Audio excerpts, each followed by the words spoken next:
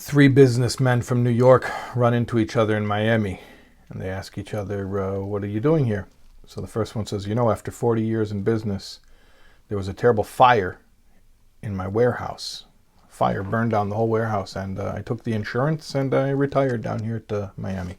The second one says, it's a coincidence, because in my warehouse, after 40 years in business, there was a flood, terrible flood, flooded the whole warehouse.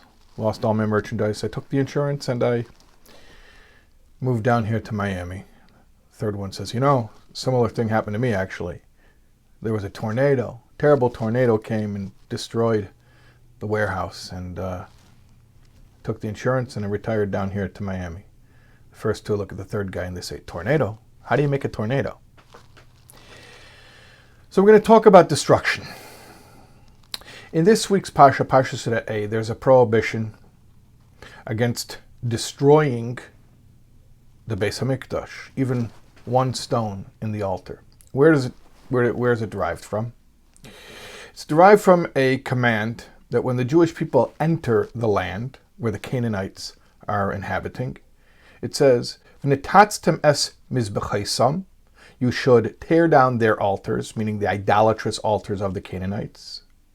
V'shebartem es matzevesam, you should break their monuments, their idol-worshipping monuments.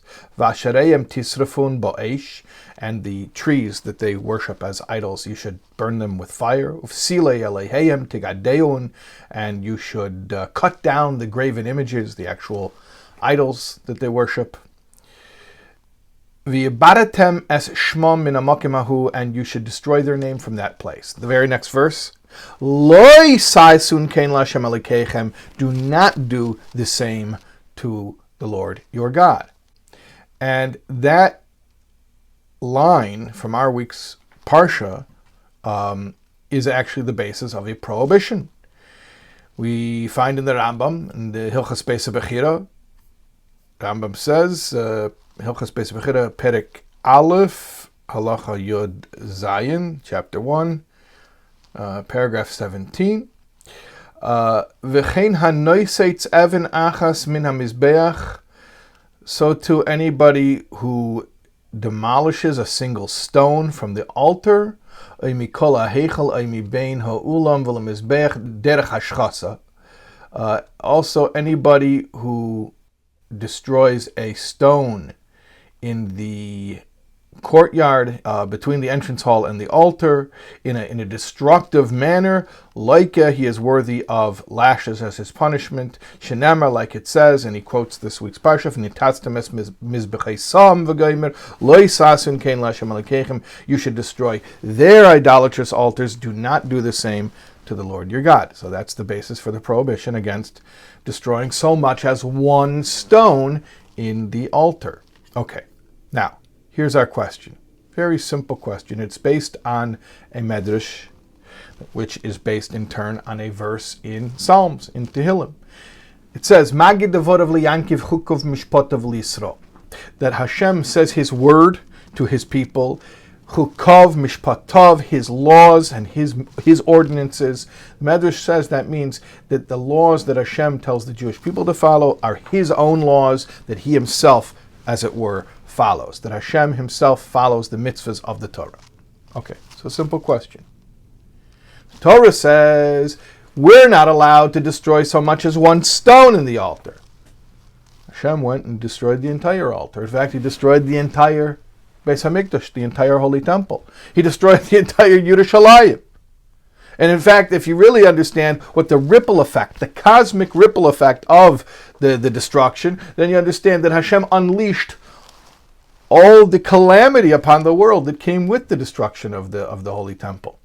Now, lest you're going to say, well, Hashem didn't do it, Nebuchadnezzar did it, the king of Babylonia did it for the first temple, the Romans did it in the second temple. No, Hashem says that he did it. Let's see here. Here's the proof. Okay? Here's a verse from Yirmiyahu, Perek Zayin, chapter 7. Verse 14.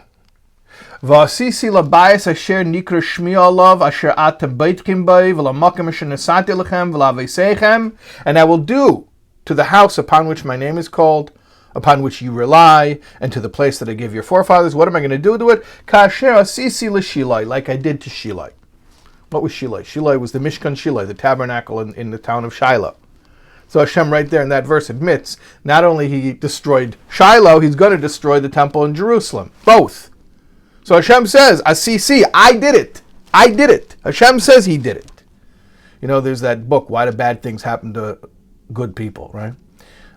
Which was, unfortunately, was written by a Jew, but it was not very Jewish, because he comes to the conclusion, Hashem didn't do it. Hashem, God is not powerful enough to stop it. God forbid. I mean, that's obviously not Jewish theology, but that's what he wrote. There's a concept in philosophy called theodicy, which is, if God is all powerful and all good and all knowing, how can there be evil in the world, right? So if he's not any one of those things, or any of those three things, if he's not one of them, then you could explain why there's evil. Because even if he's good and he's powerful, but maybe he's not all-knowing, he doesn't know about the evil. Or even if he knows about it and he's good, but maybe he's not all-powerful, he can't stop it. That was the thesis of Why Do Bad Things Happen to Good People. Or you could say, well, maybe he could stop it, maybe he knows about it, maybe he's not good, maybe he's part of the problem. Okay. Anyways, Judaism believes very, very clearly that God is all three. All-knowing, all-powerful, all good. So then you have a question. How could there be evil in the world, right?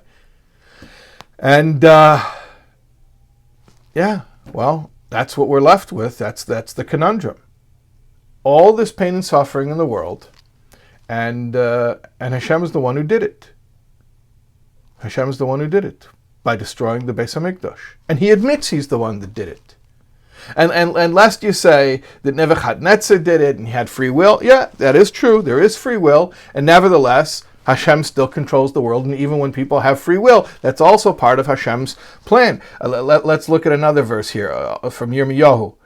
Hineni shalech v'lakachti es kol mishpachas tzafei num Hashem vel Nebuchadnezzar melech Bavel avdi v'avisem al ha'aretz hazayis Val Yoshvev al kol hagoyim ha'ele saviv v'hacharamtim v'samtim l'shamo l'shreka l'chorvois olam.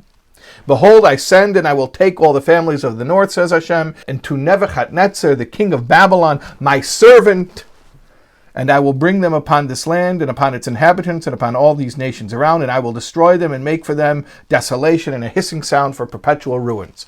Okay, so even Nebuchadnezzar is the shliach to carry it out. He's the emissary, like Chazal say. Our sages tell us, Hashem has many emissaries. So in this case, Nebuchadnezzar was the emissary. So you can't blame it on people. Hashem did it. And how are we to explain it? How are we to explain it? How was he allowed to do it? So I want to share with you a letter that the Lubavitcher Rebbe wrote on his birthday. Yud Aleph Nisan is the Rebbe's birthday, which the Rebbe wrote on his birthday in 1956 to then President of Israel, Yitzchak Ben Tzvi, who was the second president and longest serving president of Israel. In this letter, the Rebbe basically apologizes for not referring to Ben Tzvi by the title that the Israeli government gave to the president, which is Nasi, or in the Ashkenazic pronunciation, Nasi. The word Nasi has a very specific meaning, and it refers to a melech, a king, an actual king. And like most modern Hebrew words, it's based on a biblical word. And the Rebbe basically tells Ben Tzvi he's sorry, but he can't use that word to describe a modern secular political title, because to the Rebbe that word has very special meaning associated with something that he, the Rebbe, had been dreaming of since he was a small child. And I'm going to read to you a translation of that letter. The letter's in Hebrew, of course, but I'll read to you from a translation. From the day I went to Cheder, so the Rebbe is sharing a personal reflection. Very, very rare for the Rebbe to do so. From the day I went to Cheder, and even before, the picture of the final redemption started forming in my mind. The redemption of the Jews from their final exile, a redemption of such magnitude that through it, the purpose of the suffering, the decrees, and the persecution of exile would be understood. And part of this vibrant future, and part of this redemption, is that there will be a Nasi, which means king, not merely the Nasi of a tribe, but one who has none over him but the Lord his God. And it will be all in such a way that with a full heart and with complete understanding, now quoting from the words of the prophet from Yeshayahu, from Isaiah, it will be in such a way that with a full heart and with complete understanding, you will say on that day, on the day of the redemption, Oidcha Hashem asher anafta bi, I thank you, Lord, for having chastised me. We will thank Hashem for all the pain that we went through in the exile. Thus, it is exceedingly difficult for me to use this term, the term Nasi, in relation to the Jewish people at a time when they are being overpowered and afflicted, oppressed, downtrodden, and rejected, and tribulations are visited upon them. I could pay lip service and use the word superficially, but since I've heard that you are a sincere person, I have no desire to be false with you. I hope you will forgive me. So many powerful things about that excerpt, especially the Rebbe sharing a personal reflection from his childhood. But I think what really has just such relevance to all of us in our lives, to each of us, is this idea of when redemption comes, not only will we thank Hashem that there's no more pain, we'll thank Hashem for the pain. Somehow, how to wrap our minds around it, I don't know, and I don't think we can until Mashiach comes. But that's precisely the point that Rebbe is making in the letter, that Rebbe is saying to Ben Tzvi, look, what I'm waiting for is what the Jewish people have been waiting for 2,000 years, since the temple was destroyed, since we went into exile. And that is a redemption that won't just be an end to suffering. It'll be such a grand revolution of reality that all of a sudden everything will make sense. And Oidcha Hashem asher anaftabi, will be able to actually thank Hashem for all the pain, because somehow we'll see the big picture, and all the problems, all the suffering, all the tribulation will not only be made up for. So that's one thing, to say it'll be made up for. But that's a zero-sum game, right? That's like saying dig a hole and fill it back up again. That's like, well, I lost my money in the stock market, but then I waited and I made it all back. What'd you sell it for? What I bought it for. Okay, so you went for a roller coaster, and in the end, you didn't come out ahead. There was no net gain. So just to say that when Mashiach comes, the problems of the past will be behind us, that's we didn't gain anything. What we're saying here is that somehow all the problems of the past, we'll be able to actually thank Hashem for it and see how it was good, and not just good, it was the greatest possible good. And that's something that clearly we don't have the ability to do yet. We don't have that perspective yet. And that's what the Rebbe was telling Ben Tzvi, that we're still waiting. Hashem still has the great explanation. He still owes the great explanation to the Jewish people, and that's what we're waiting for. And until such time, I'm not going to prematurely use terminology like Nasi, which refers to that time, and use it now when we're still waiting for the great explanation of how we can actually thank Hashem for all the pain that we've been through.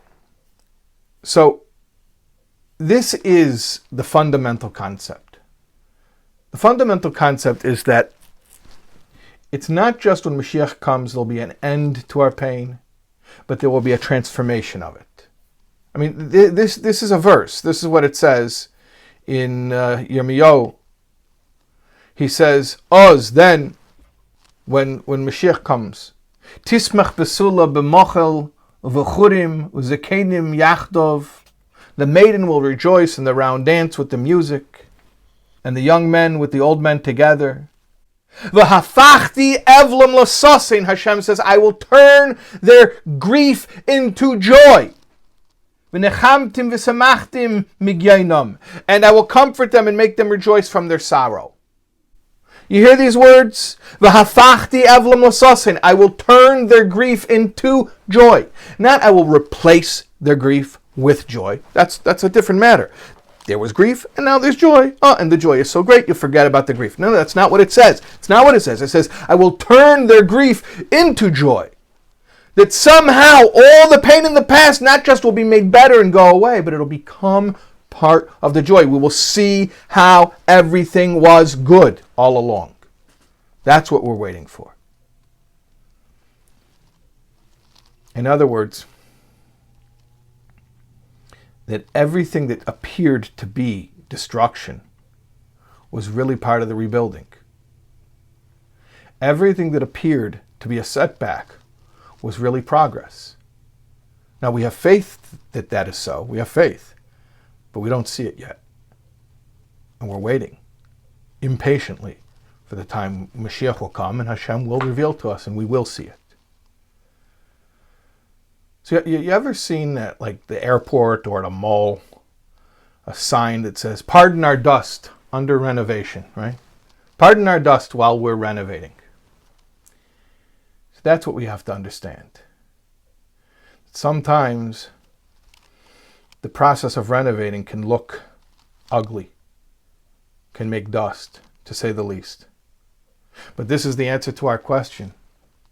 Remember we were asking, according to the Rambam, based on a verse from this week's parsha, you're not allowed to destroy so much as one stone in the altar. Hashem destroyed the whole altar and the whole temple. So how do we explain it? You know, there's a halacha in Shulchan Aruch.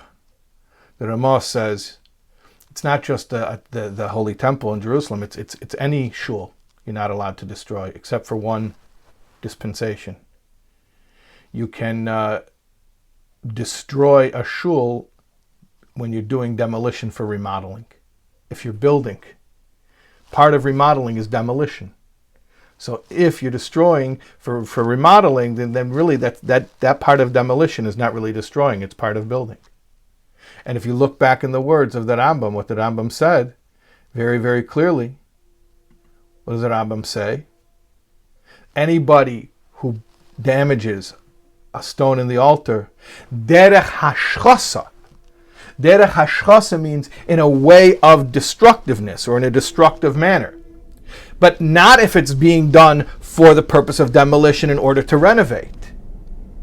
So there's your answer. When Hashem destroyed the whole temple, it was not derech hashchasa. It was for the sake of remodeling. 2,000 years of remodeling, but pardon our dust while we renovate.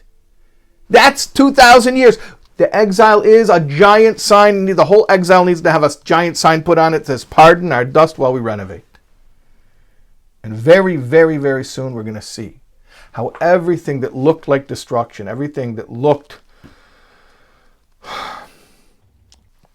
like it was bad, it was all part of growth. It was all part of rebuilding. A rebuilding that's far greater than anything we've ever had and anything we could ever have dreamt of. But we need to see it already. We need to see it. We need to see it now.